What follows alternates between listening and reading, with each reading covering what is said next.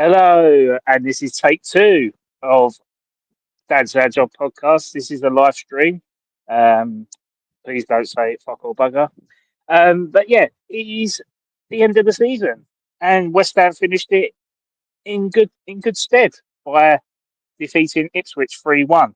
Um, I'm talking, and I hope you can hear me. This is take two. Obviously, I had technical difficulties with my headset. Um, but yeah, West Ham have finished the season quite high, finishing above Man United, Wolves, and Spurs, and also the relegated sides, which is the most important bit. But yeah, West Ham finish above those three teams, despite them three teams, um, or Wolves in particular, are supposed to have been on a resurgence. Have actually, survived relegation, um, but they've kind of plateaued really, and I think they could be one of those teams that could be in threat next season. But yeah, based on their form dipping into the end of the season, I think they're probably one of those teams to watch out for. But yeah, West Ham beat Ipswich 3-1. A James Ward-Prowse goal. Woohoo! That is always refreshing. But it wasn't as per my prediction, as I said he would be scoring a free kick to equal David Beckham's record. But yeah, it's been an interesting season, hasn't it? Obviously, Jared Bowen has been heavily relied on this year, scoring again yesterday. What was an absolute peach of a goal, really. I mean, the way he took that shot, the ball looked like it was going to continue travelling if there was no goal in it there. Um, but yeah, it was a fantastic strike, and the game kind of almost felt like a testimonial for Aaron Cresswell, didn't it? Because it was against his old club. Little cameo performance, and also farewells to Fabianski and Soufal in that game. It almost felt like a bit of a relaxed session. Didn't really think Ipswich offered that much of a threat, but yeah, it was an interesting game yesterday, and to finish it with a quite a comfortable win. It's kind of made us feel a little bit better towards the end of the season. However, it's going to be a very, very busy summer. Very busy summer. Obviously, Mohamed Kudus scored yesterday as well, which could be his final goal in a West Ham shirt. But who knows? I mean, unless £80 million big comes in for him, I can't see him leaving, um, despite him kicking up a fuss about it. But it would be interesting to see where he is at the start. This time next month, effectively. Um, Especially if a team in the Club World Cup are playing and they want a right-sided midfielder to come in, then Kudus is probably the ideal person to bring in. But in terms of the season, apparently we won the transfer window last summer. We signed Somerville, Fulkrug, Tadibo, Aaron Wan-Bissaka, Max Kilman, Wes Foderingham. Let's not forget him. I mean, he's been brilliant this season. He hasn't done a foot wrong.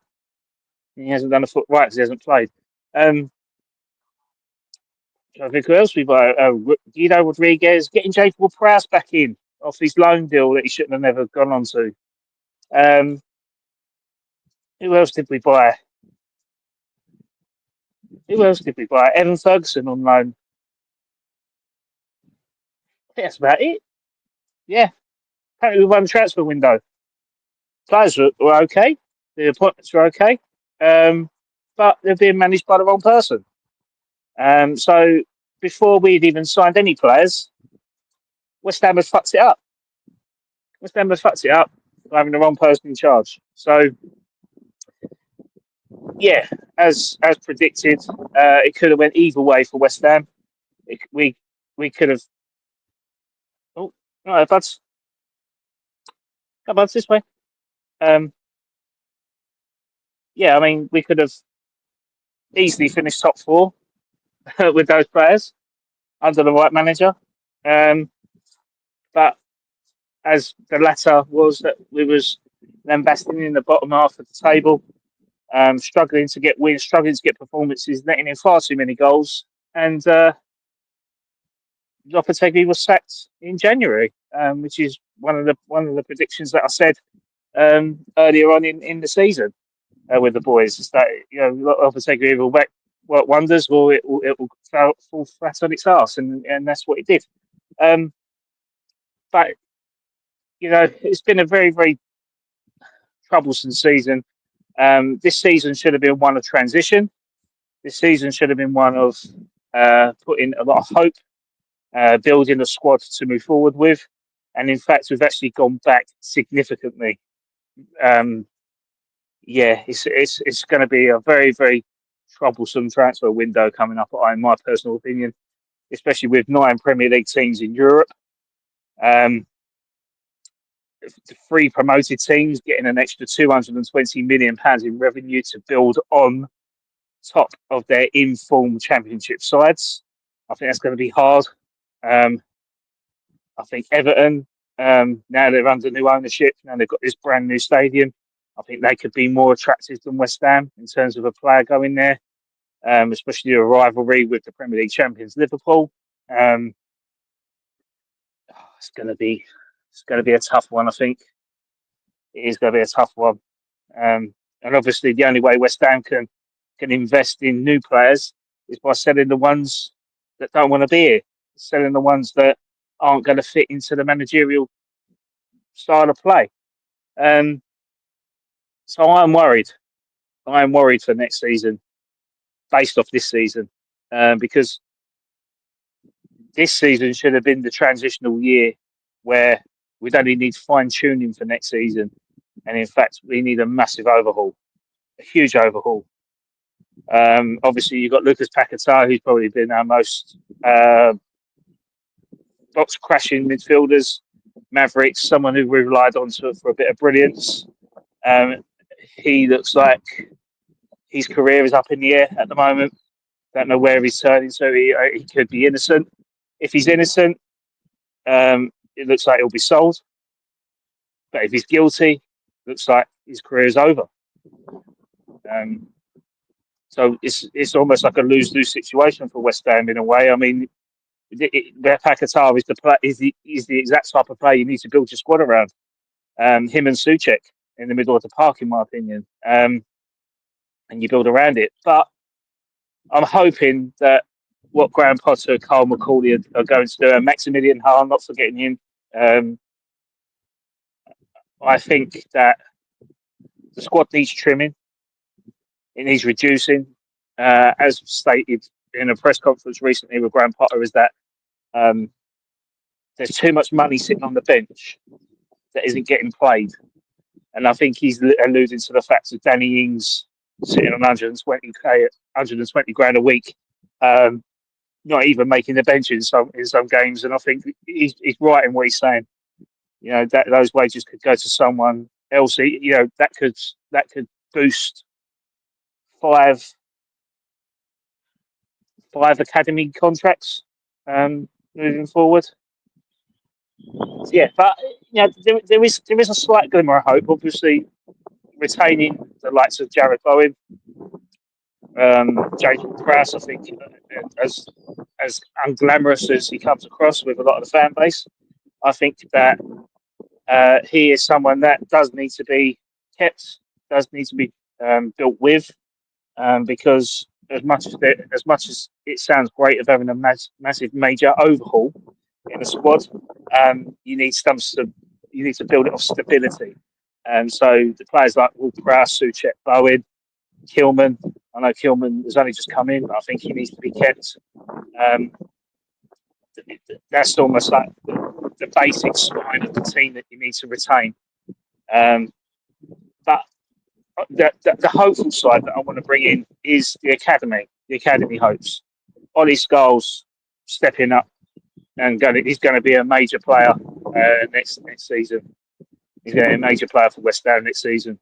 But also you've got the likes of George Murphy coming back from loan, Freddie Potts coming back off loan, who could definitely make a stake a claim for that bench position coming on and having 20 minutes in a game, or and just growing and growing into the style of play that Potter wants to bring, because Potter will get the best out of the youth players. That is something I'm not worried about. But it's the new players that we bring in. It's whether they adapt to the West Ham way. It's whether they adapt to the style of play that Potter wants to bring in. That's the bit I'm concerned about. But yeah, in terms of youth products, I mean, Callum Marshall looks like he's going to go out on loan again, which is a shame because I think he could do really well. Obviously, we've got Somerville that's going to be injured until early September. So he's going to be a left-sided player that we're going to miss significantly. And the others, I think Patrick Kelly, I think he could probably do with another loan deal to going back to Doncaster, playing in a higher league now. Gideon Kadua, I love Gideon. I think he's such a positive player. But whether he's going to dispossess Jared Bowen in the team, or Luis Guilherme, another one that needs to be kept. I think that is where the debate comes in for Gids. I think he could probably benefit by having another season out on loan. Probably at championship level would be fantastic in my opinion. But yeah, let's see what happens. Let's see what happens. It's going to be hard. But in terms of this season, I think if you had to grade it, I'd say it's a D-, given the circumstances of change manager. We've changed the way we've played. And it was starting out to be an F appointment. But I think Potter has slightly improved our squad in terms of conceding less goals in games, picking up some points as well on his way, securing Premier League football for next season, which is massive considering the new TV rights. As stated earlier, £220 million per club per season, with Sky Sports now showing 217 live games minimum, an increase from 128 games. So there's going to be more games on the box, more revenue. Yeah, it's going to be a fantastic, mind-blowing season next year. That's for sure. In terms of football content on Sky Sports and TNT and whatever comes with that. But I think having Premier League football for next season was the be-all and end-all of West Ham. It was, and D is a better pass in terms of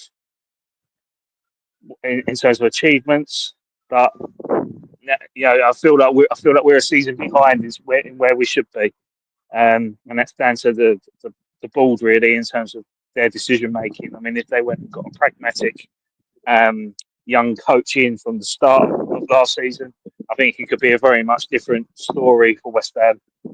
But they didn't. They went cheap. They went cheerful.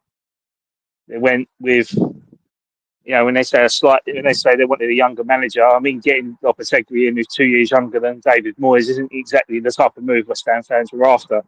They wanted someone significantly younger. Graham Potter, who is now 50 years old, years of age, I think he's probably the right sort of average age that West Ham fans probably expect. But in my opinion, I think we should have gone even younger. Someone a bit fresh, someone that's got a bit more of a footballing stature as a player, to inspire the players that they're going to be coaching. But yeah, let's see what happens. But that's just my general thoughts. I'll just do it quickly. We'll be live on Thursday just to promote this again. We have former top flight English referee Keith Hackett joining the show to discuss his career, to discuss his family life, to discuss the issues that he faced being a professional referee, coming under certain criticism of his decision making on the field. One of which being the red card to Tony Gale in the FA Cup semi-final, which was deemed the first professional foul But it's not just about West Ham. It's about him. It's about his career. Um, so I hear his side of the story, his thoughts and his processes as an officiate. Please jump on to our live stream on Thursday. We'll be live streaming around 8:15 and go straight into a full length stream. So yeah, look forward to seeing you. Please like our content. Please subscribe to our channel to get regular updates, and we'll see you on Thursday. Over and out.